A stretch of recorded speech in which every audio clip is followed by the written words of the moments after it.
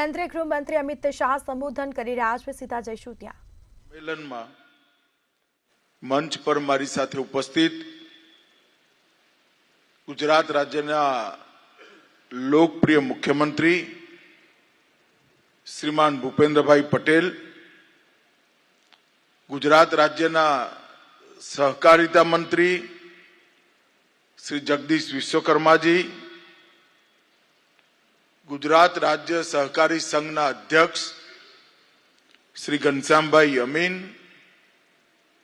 Shri Jethabhai Bharwad, नाफेडना chairman Shri श्यामलभाई Patel, अमूलना अध्यक्ष श्री अजयभाई पटेल, अध्यक्ष गुजरात राज्य सहकारी बैंक श्री चंद्रपाल सिंह यादव, अध्यक्ष क्रिप्को श्री नरहरिभाई, राज्यसभा मारा साथी सांसद श्रीमान भूपेन्द्र सिंह जी चुडासमा, भारतीय जनता पार्टी वरिष्ठ नेता श्री मानसिंह भाई पटेल, श्री डॉलर राय कोटेचा, श्री ज्योतिन्द्र मेहता, श्री बिपिन भाई पटेल, श्री रविन्द्र राणा अने आजे गुजरात भर मांथी आ सायन्स सिटी ना हॉल में सहकारिता सम्मेलन में उपस्थित सौ सहकारी आगाओं ने मारा नमस्कार और आप सौનું स्वागत करूं છું। मित्र, આપણે સૌ જાણીએ છીએ કે 2025 નું વર્ષ આંતરરાષ્ટ્રીય સહકારિતા વર્ષ તરીકે ઉજવવાનો નિર્ણય યુનાઇટેડ નેશન્સે લીધો અને સહકારિતા સમગ્ર વિશ્વની અંદર આજે એટલી જ પ્રાસંગિક છે જેટલી 1900ની સાલમાં હતી અને એટલા માટે જ સહકારિતા વર્ષની શરૂઆત ભારતમાં કરવાનો નિર્ણય થયો, કારણ કે 2021 થી मोदी साहेबना नेतृत्वમાં भारतમાં सहकारी आंदोलन ने पुनर्जीवित करवानो एक बहु मोटो प्रयास अहींया थयो अने एनु अनुमोदन करवा माटे भारतनी अंदर सहकारिता वर्षनी शरूआत करवानो निर्णय कर्यो। दिल्लीमां कार्यक्रम थयो तो तमारामांथी घणा बधा सहकारी आगेवानो उपस्थित पण हशे। देशना वडाप्रधान नरेन्द्रभाईए ए कार्यक्रमनुं उद्घाटन कर्युं अने सहकारथी समृद्धि अने विकसित भारतमां सहकारितानी भूमिका ए बंने सूत्रो एमने देशना सहकारी नेताओनी सामे राख्या। एना अंतर्गत ज आजे गुजरातनी अंदर आ सहकारिता सम्मेलनનું आयोजन થયું છે। મિત્રો, આગળના વક્તાઓએ 21 થી લઈ 25 સુધી સહકારી ક્ષેત્રમાં જે બદલાવ થયા, જે પરિવર્તનો થયા એની વાત તમારી સામે મૂકી છે, પરંતુ આ પરિવર્તનો નીચે સુધી ના પહોંચાડીએ, आ परिवर्तनों पैक्स अने पैक्सना मेंबर अने खेडूत सुधी ना पहुंचे तो आ परिवर्तनों पण सहकारी क्षेत्र ने मजबूत नहीं करी शके। अने एटला माटे आपणा माटे खूब जरूरी छे के सहकारी संस्थाओने जो आगळ वधारवी होय तो चाहे पैक्स होय, चाहे सराफी मंडળી होय, चाहे दूध मंडળી होय, चाहे मत्स्य संपदानी मंडળી होय के हाउसिंग मंडળી होय, दरेक प्रकारनी मंडળીની અંદર जागरूकता, सहकारનું प्रशिक्षण અને પારદર્શિતા આ ત્રણે લાવવાનો પ્રયાસ આપણે કરવો પડે અને ભારત સરકારના સહકાર વિભાગે સહકારિતા વર્ષનું લક્ષ્ય એ જ રાખ્યું છે અને એટલા માટે સાયન્સ ઓફ કોઓપરેશન અને સાયન્સ ઇન કોઓપરેશન, સહકારિતાના વિજ્ઞાનને પુનર્જીવિત કરવું, આધુનિક બનાવવું અને વિજ્ઞાનનો સહકારિતામાં ઉપયોગ કરવો, ટેકનોલોજીનો ઉપયોગ કરવો, બંને પર ભારત સરકારે ભાર મૂક્યો છે. અને મિત્રો, આપણી જવાબદારી છે કે આઝાદીના આંદોલન વખતે ઊભી થયેલી આ સહકારી ચળવળ 75 વર્ષની આઝાદીમાં એક પ્રકારથી લકવાગ્રસ્ત હતી. દેશના સહકારી નકશા પર નજર રાખીએ તો દેશના ખૂબ મોટા ભાગ ઉપરથી સહકારિતા આંદોલન સમાપ્ત થયું. ગુજરાતને એની બહુ અસર નથી થઈ, પરંતુ ગુજરાતના સહકારી નેતાઓની એ જવાબદારી છે કે આ સહકારી આંદોલન સિમેટ્રિક બને, એનો સમ વિકાસ થાય, દરેક જિલ્લો, દરેક રાજ્ય સહકારિતા આંદોલનથી યુક્ત બને, દરેક રાજ્યમાં પ્રાથમિક મંડળીઓની સ્થિતિ સુધરે અને પ્રાથમિક મંડળીઓના માધ્યમથી જિલ્લા કક્ષાની સંસ્થાઓ મજબૂત થાય અને જિલ્લા કક્ષાની સંસ્થાઓના માધ્યમથી રાજ્ય અને રાષ્ટ્રીય સ્તરનું સહકારી માળખું ખૂબ મજબૂત થાય. એટલા માટે વર્ષોથી ત્રિસ્તરીય સહકારી માળખાની કલ્પના હતી, એમાં આપણે ચતુસ્તરીય સહકારી માળખાની કલ્પના ઉમેરી છે. સહકારી માળખાની દરેક પ્રકારની સહકારી ગતિવિધિની રાષ્ટ્રીય સંસ્થાને મજબૂત કરવી, રાજ્યની સંસ્થાને મજબૂત કરવી, જિલ્લાની સંસ્થાને મજબૂત કરવી અને દરેક ક્ષેત્રની પ્રાથમિક મંડળીઓને પણ મજબૂત કરી સમગ્ર સહકારી માળખું સમગ્ર દેશમાં પહોંચાડવું અને એના સિમેટ્રિક ડેવલપમેન્ટ માટે, સમ વિકાસ માટે આપણે આંતરરાષ્ટ્રીય સહકારી વર્ષનો ઉપયોગ કરવા માંગીએ છીએ. આ આખું અભિયાન 3 સ્તંભો પર આધારિત છે.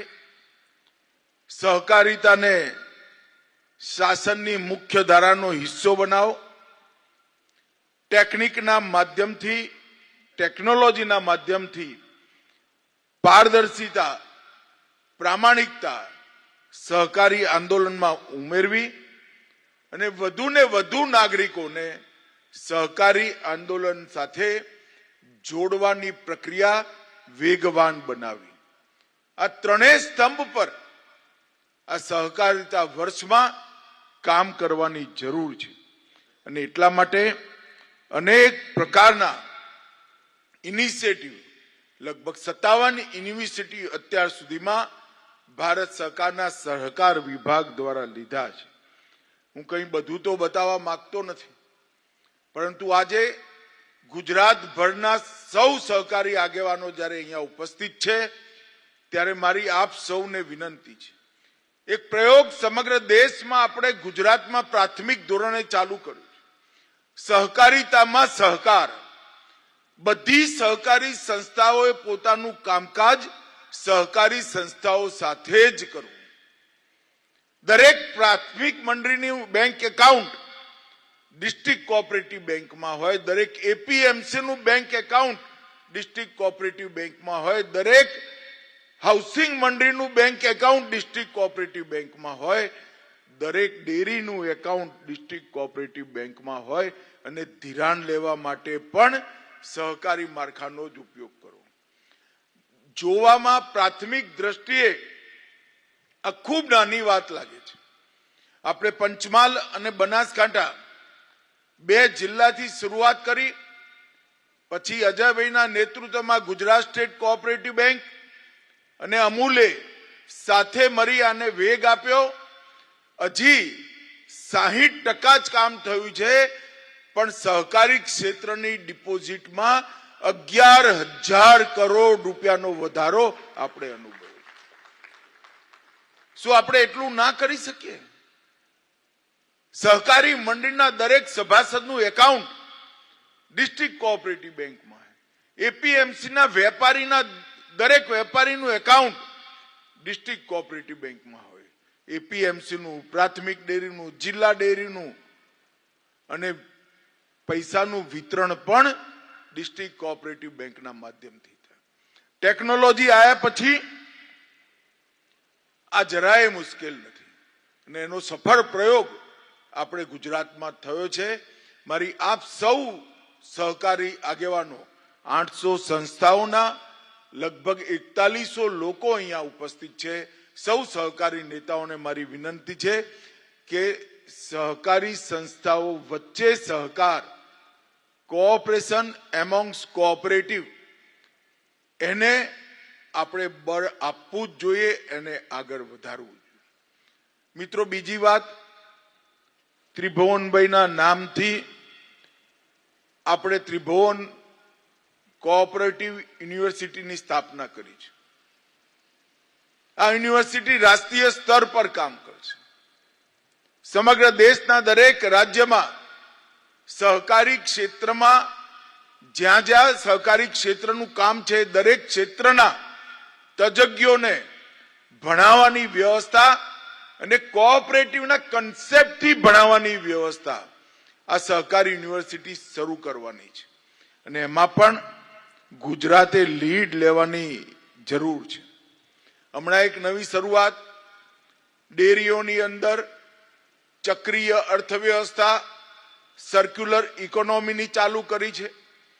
આપણી બધી જ સહકારી ડેરીઓ દાણ ખાલી જે પશુનું દૂધ ડેરીમાં ભરાતું હોય એને જ આપે છે.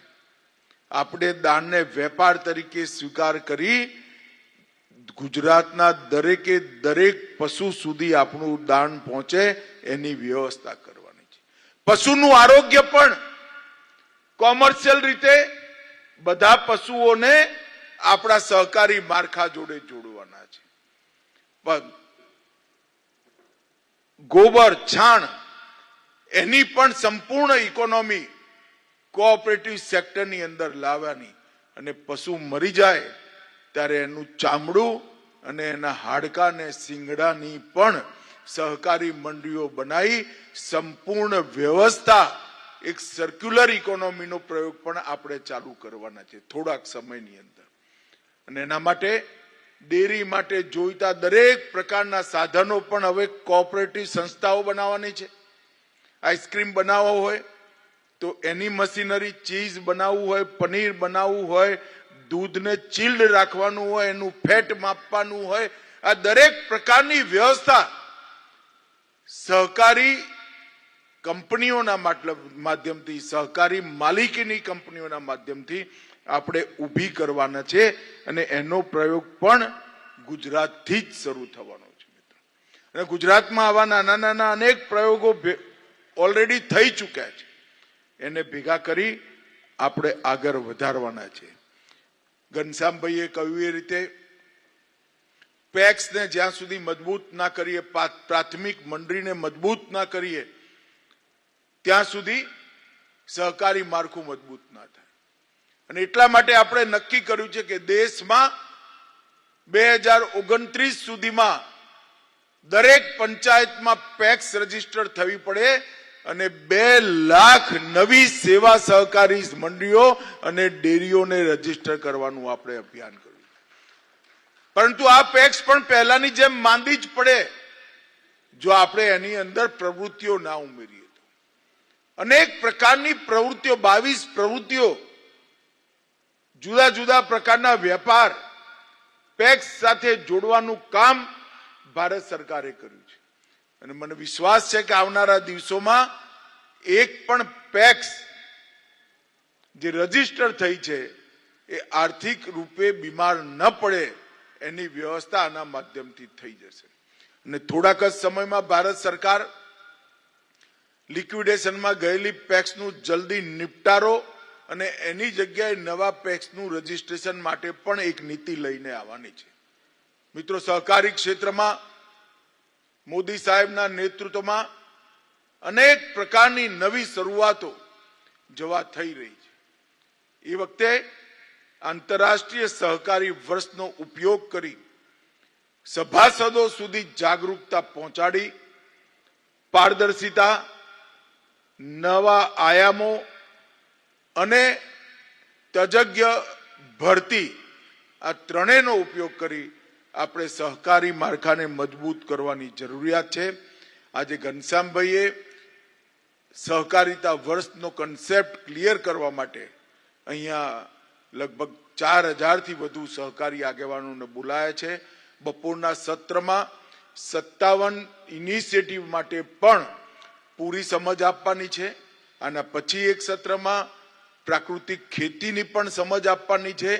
અને મને વિશ્વાસ છે કે આજે અહીંયા જે શિબિર થયો છે, જે કાર્યશાળા થવાની છે, સેમિનાર થવાનો છે, એમાંથી સારો સંદેશ લઈ આપ સૌ જિલ્લા કક્ષાએ જશો અને પછી એને પ્રાથમિક મંડળી સુધી પહોંચાડશો એનો મને વિશ્વાસ છે. ફરી એકવાર આપ સૌને સહકારિતા વર્ષની અનેક અનેક શુભકામનાઓ. વંદે માતરમ. આભાર આપના નેતૃત્વ અને દૂરંદેશી માર્ગદર્શન અને દિશા સૂચન માટે.